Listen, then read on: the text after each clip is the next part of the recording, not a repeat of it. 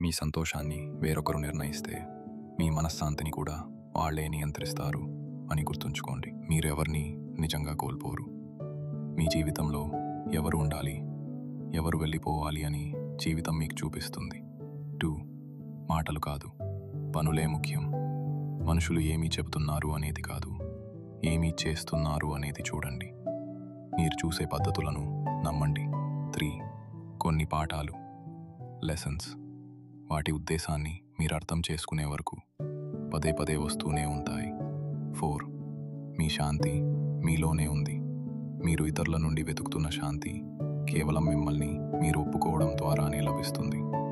5 నయం చేసేది మీరే. కాలం అన్ని గాయాలను మాన్పదు. ఆ సమయంలో మీరు ఏమీ చేస్తారు అనే దానిపైనే మీ నయం, హీలింగ్ ఆధారపడి ఉంటుంది. 6 కొన్ని బంధాలు ఎప్పటికీ ఉండవు. మీరెవరో అని మీకు గుర్తు చేయడానికి మాత్రమే అవి వస్తాయి.